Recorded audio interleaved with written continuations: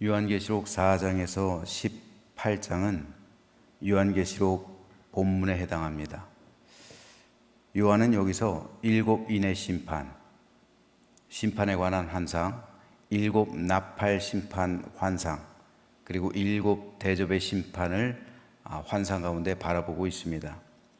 그런데 이 세 가지 그 심판 가운데 삽입 기사로 나와 있는 곳이 12장에서 14장이에요. 여기서 요한은 이 세 가지 심판 재앙과는 별도로 한 가지 환상을 더 바라보게 됩니다. 그 환상이 바로 유명한 7년 대환난입니다. 이 7년 대환난은 세 부분으로 나눌 수가 있어요. 왜 7년 대환난이라고 하면요, 한 때와 두 때와 세 때 반 이렇게 1260일 이렇게 해서 이거를 소위 말하는 7년이라고 이렇게 말하는 건데 정확하지는 않습니다. 이것이 꼭 우리 인간의 날짜로 7년이다 라고 못 바꿀 수는 없는 거예요.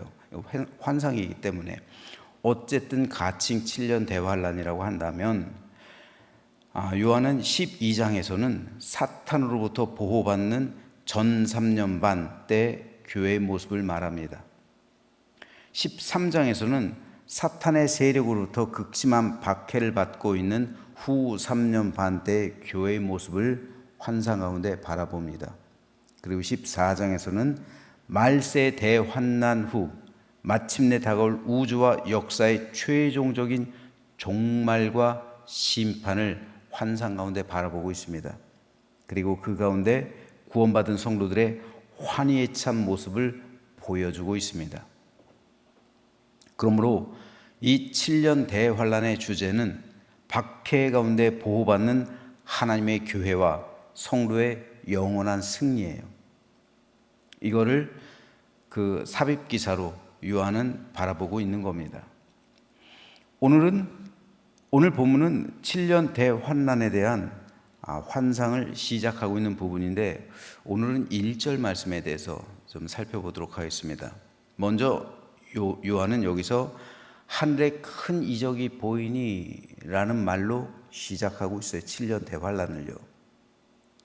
하늘에 큰 이적, 즉 요한은 땅에 있는 이적이 땅에서 벌어지고 있는 이적이 아니라 하늘에서 벌어지고 있는 어떤 사건을 바라보고 있는 겁니다.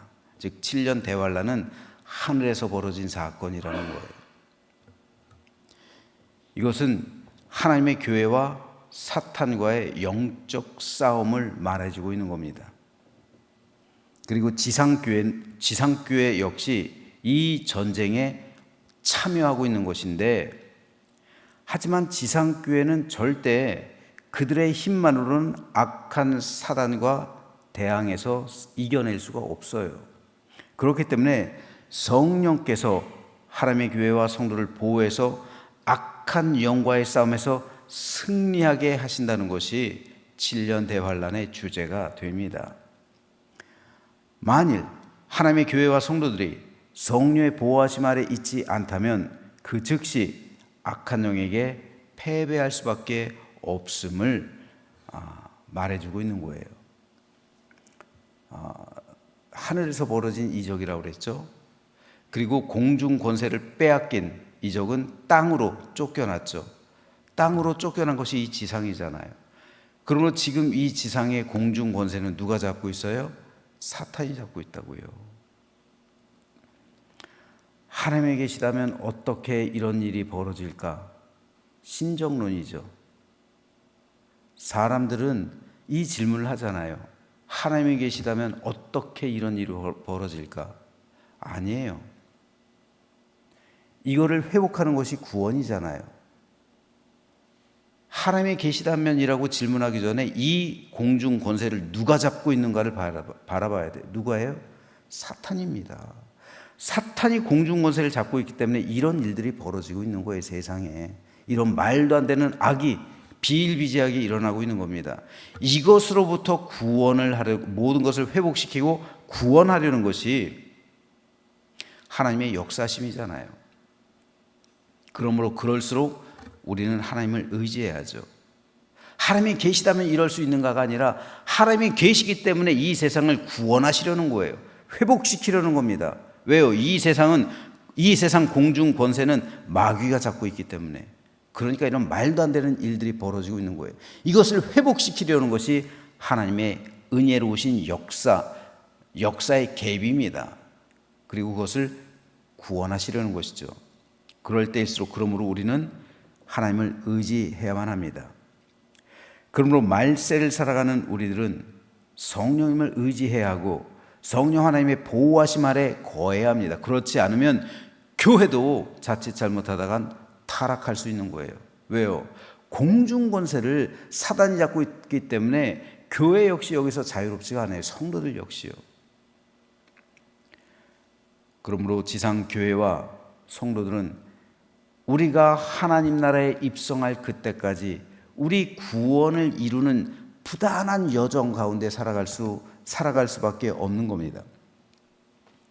만일 이것이 무너지게 된다면 하나님의 교회는 타락하고 성도들 역시 하나님에게서 멀어질 수밖에 없는 거예요. 다음으로 요한이 바라보고 있는 이 1절에서 환상은 해를 옷 입은 한 여자입니다. 이것은 요한이 첫 번째 이적이라고 표현하고 있는 거예요. 그런데 요한이 바라보고 있는 이 여자는 해를 옷 입고 있고요. 그 발 아래는 달이 있고 그 머리에는 12별의 관을 썼다 기록합니다. 자, 그런데 이 부분을 3절하고 한번 비교해 보세요. 3절은 또 다른 이적을 요한이 바라보고 있어요. 하늘의 이적이에요. 한 큰 붉은 용이 있어 머리가 7, 그리고 뿔이 10, 그 여러 머리에 7 왕관이 있다. 자, 여자는 어때요? 그 머리에 12별의 관을 썼어요. 그런데 사단은 어때요? 그 머리에 7 왕관이 있어요. 흉내내는 거예요. 그죠? 비슷한 거예요. 이 3절에서의 환상은 사탄입니다. 사탄에 관한 환상이에요. 사탄이 그 머리가 7이고요. 영화로움이에요. 뿔이 10이에요. 그리고 7 왕관이 있어요. 그렇다면 1절에서 말하는 여자와 3절에서 말하는 사탄은 적대 세력이에요. 둘이 싸우는 거예요. 그렇다면 1절에서 말하고 있는 여자란 누구를 가리킬까요? 모든 주석가들은 이 여자를 가리켜 하나님의 교회, 하나님의 교회를 상징한다라는 말에 동의하고 있습니다. 왜냐하면 이 여자는 해를 옷 입고 있다고 하죠. 해를 옷 입는다는 것은 하나님의 속성이에요. 시편 104편 2절에 보면 주께서 옷을 입음같이 빛을 입으시며 하늘을 휘장같이 찌셨다라는 기록이 있어요. 하나님께서 옷을 입음같이 빛을 입으셨다. 이와 마찬가지로 이 여자 또한 해를 옷 삼아 입고 있다는 것은 하나님의 거룩한 속성을 보여주는 것이죠. 요한계시록 17장 4절에서는 이 여자, 즉 하나님의 교회와 정반대되는 여인이 또 나와요. 바로 큰 음녀 바벨론,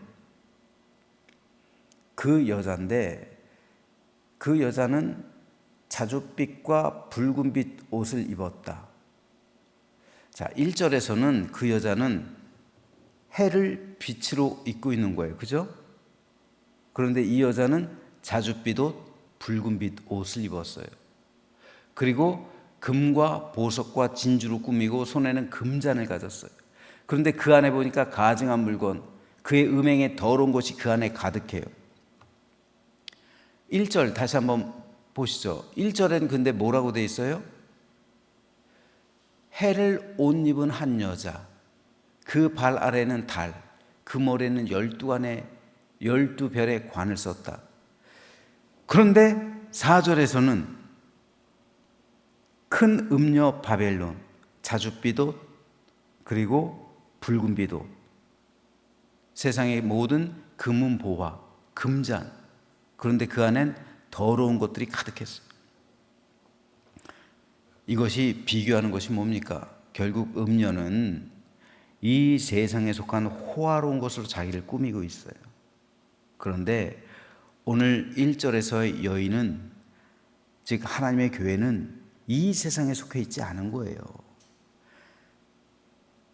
그래서 해와 같이 빛나고 순수한 하늘의 거룩한 세마포 옷을 입고 있는 겁니다.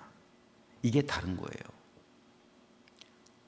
하나님의 교회와 성도들은 하늘의 옷을 입고 있는 사람들이에요. 그런데 세상 사람들, 즉 마귀에 속한 사람들은요, 사탄에게 속한 사람은 어떤 옷을 입어요? 붉은빛 옷, 자줏빛 옷을 입는다고요.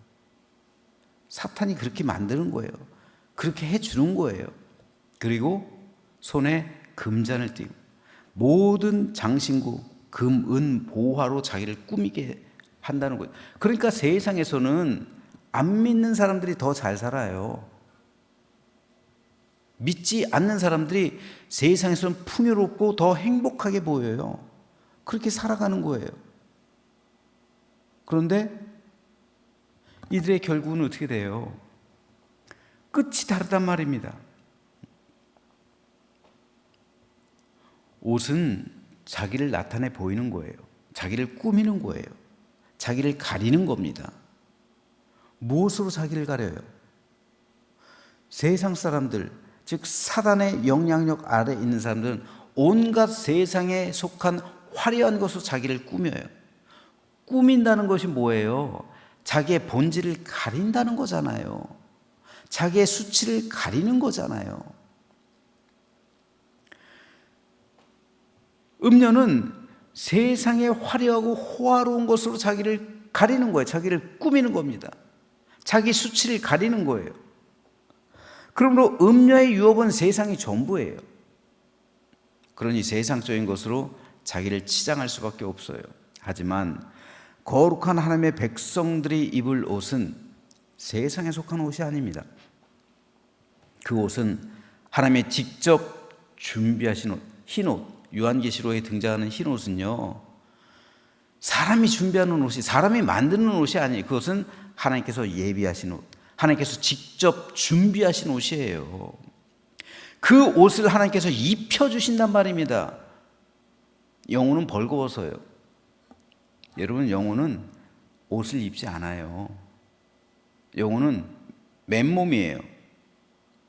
하지만 하나님께 선택받은 하나님의 성도들은 하나님께서 미리 예비하신 흰 옷을 입혀주시는 거예요. 그럼 세상에서 자줏빛, 붉은빛 옷을 입고 있던 영혼은요, 그 영혼은 그냥 벌거벗은 거예요. 그 상태로 지옥 가는 거예요. 그 사람들이 자줏빛 옷, 붉은빛 옷 입고 그렇게 죽는 게 아니에요. 죽는 순간 그 모든 옷을 다 벗어버리는 겁니다. 수치스러운 거예요. 그게 본질이에요. 그 본질을 가리는 거예요. 세상에서는 붉은빛 옷, 자줏빛 옷으로요. 하지만 성도는 하나님이 예비하신 그 흰 옷을 직접 하나님께서 입혀주시는 겁니다. 그 옷은 하늘의 해처럼 빛나는 옷이에요. 세상에 그 누구도 그렇게 하얗게 빨래할 수 없을 정도로 깨끗하고 순결하고 거룩한 옷입니다. 하나님의 교회와 성도들은 이 옷을 입게 될 것이에요. 예수님께서 변화산에서 입으신 옷이 바로 이 옷이에요. 주님은 미리 제자들에게 너희가 장차 옷을 입을 옷이 바로 이 옷이라는 것을 보여주신 거예요. 이 옷은 우리가 장차 입을 옷입니다. 그러니 이 세상 옷을 입으려고 하는 것이 아니라 하늘에 속한 해와 같이 빛나는 옷을 입으려는 거룩한 열망을 가지고 성도들은 살아가야 돼요. 우리는 이 옷을 입기 위해서 거룩한 열망을 가져야지 세상의 옷을 입기 위해서 열망을 가져서는 안 된단 말입니다. 다음으로 이 여자의 발 아래는 달이 있다. 요한은 기록해요. 다른 시간의 흐름을 상징하죠. 우리 민족도 그렇지만 고대로부터 많은 민족들이 음력을 사용했어요. 양력을 사용한 지는 역사적으로 얼마 되지 않아요. 우리나라도 양력 사용한 지는 얼마 되지 않습니다. 우리 조상들 수천 년 전부터 음력 사용했는데 이 음력이 바로 달의 움직임을 보고 세운 것이죠. 모든 절기가 달의 움직임을 보고 세운 거잖아요. 따라서 이 여자가 달을 그 발 아래에 두었다는 것은 그녀가 시간과 역사에 대해 완전한 통치의 권세를 소유하고 있음을 말해주는 겁니다. 또한 그 머리에 12별의 관을 썼다라고 요한은 기록하는데 12, 숫자 12는 이스라엘의 12지파 그리고 신약의 12사도를 상징합니다. 즉 택함 받은 하나님의 백성을 의미하는 거예요. 별은 아브라함에게 약속하셨던 것 같이 언약의 후손들을 상징하죠. 그러므로 여자가 머리에 12별의 관을 썼다는 것은 그만큼 택함 받은 하나님의 백성의 수가 충만하다는 것을 상징해요. 그러니까 14만 4천이 아니란 말이에요. 12별 하나님의 선택받은, 그러니까 아브라함에게 약속하셨잖아요. 네 자손이 하늘의 별과 같이 많을 것이다. 이것을 상징하는 거거든요. 그렇게 많게 될 것이라는 것을 상징하는 거예요. 자, 이상의 것들을 정확히 볼 때 이 여인은 그리스도의 거룩한 신부이자 교회를 상징하고 있는 말입니다. 나아가 그리스도의 신부인 교회는 영광스럽고 고귀한 존재가 되고 장차 주님과 더불어 왕노릇할 존재이며 사탄의 권세를 이기고 승리의 관을 쓰게 될 존재, 즉 구원받을 존재, 모든 것을 회복할 존재라는 것을 상징하는 거예요.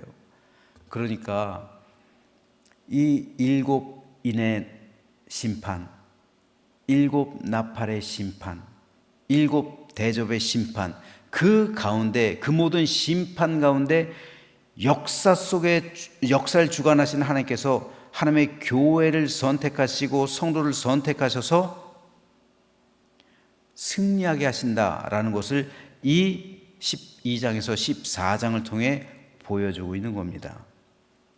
그러므로 우리는 이 아름답고 고귀하고 영광스러운 하나님의 교회를 거룩함과 순결함으로 신부와 신랑을 맞이할 때까지 온전히 지켜내야 합니다. 교회에서 여러분 가장 중요한 것이 거룩이에요. 첫째도 거룩, 둘째도 거룩, 셋째도 거룩이에요. 이게 교회의 힘입니다. 이것이 그리스도의 신부로서 교회가 그리스도께서 이 땅에 오실 때까지, 신랑이 오실 때까지 자기를 지켜내고 있어야 하는 그 본분인 거예요. 하지만 안타깝게도 많은 교회와 성도들이 하나님께서 입혀주시는 그 흰 옷을 대망하고 열망하기보다는 사탄이 제공해주는 자줏빛, 그 옷으로 자기가 입으려 하고 있어요. 세상의 화려한 것, 세상 부귀, 존귀함, 세상의 것으로 자기를 치장하고 있다는 말이에요. 그거를 열망하고 있단 말입니다. 아무리 화려하고 호화스러운 옷을 입었다 할지라도 우리가 우리 몸을 벗어날 때는, 우리 영이 우리 몸을 벗어날 때는 이 모든 것을 다 벗어요. 다 벗고 가야 됩니다. 그때 복 있는 사람은, 그때 구원받은 사람은 흰 옷을 입는 거예요. 우리는 그때를 열망하며 살아가야 합니다. 많은 성도가 이 영적인 사실을 외면하고 있어요. 모르고 있습니다. 자꾸 세상의 것으로 자기를 채우려 하고 있어요. 세상의 옷을 입으려 합니다. 많은 교회가 하늘에 속한 것으로 세워지려 하기보다 세상에 속한 것으로 세워지기에 힘쓰고 있어요. 이것은 속고 있는 거예요. 음료에게 속고 있는 겁니다. 따라서 오늘 우리는 1절 말씀을 읽으면서 하나님의 거룩한 신부, 우리는 하나님의 거룩한 신부라는 사실을 깨달으면서 하나님 앞에서 거룩하고 순결하고 진실된 믿음과 믿음의 삶을 살아내야만 합니다.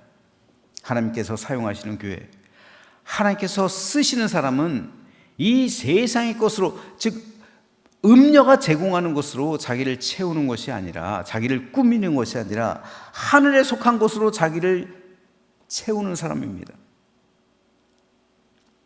여러분, 하나님의 교회가 음녀가 제공하는 것으로 성장하려 하고 있어요. 많은 성도가 세상의 성공을 위해서 하늘의 것을 포기하고 있습니다. 순결한 믿음과 거룩한 삶이 있고 사랑과 용서와 섬김으로 천국을 이루는 교회가 세상의 방법을 동원해서 크게 지어지고 그 안에 싸움과 파벌이 있는 교회보다 훨씬 귀중하고 소중하다는 사실을 우리는 깨달아야 합니다. 여러분, 우리는 하나님의 교회요, 거룩한 그리스도의 신부잖아요. 그러므로 요한이 바라보고 있는 것처럼 우리가 입을 그 흰 옷을 바라보면서 음녀가 제공해주는 그 자줏빛, 그 온갖 세상에 속한 화려한 보석, 금은보화, 그거로 자기를 꾸미는 것이 아니라 오로지 내가 입을 옷은 흰 옷밖에 없다는 그 사실을 믿으시면서 순결하고 거룩하게 이 세상을 부단히 살아가시기를 소망합니다. 그래야 우리는 승리하게 되고요, 그럴 때 우리가 죽음을 맞이하게 될지라도 승리하고 우리의 모든 것이 주 안에서 구원을 회복하고 구원을 이루게 되는 겁니다. 바라기는 저와 여러분 역시 영광스러운 이 옷을 사모하며 열망하는 가운데 이 땅에서 하나님 보시기에 순결한 믿음의 삶을 살아감으로 요한이 바라보고 있었던 것 같이 그 7년 대환난 속에서 승리하는 교회와 성도의 믿음의 삶이 되시기를 주님의 이름으로 축원합니다.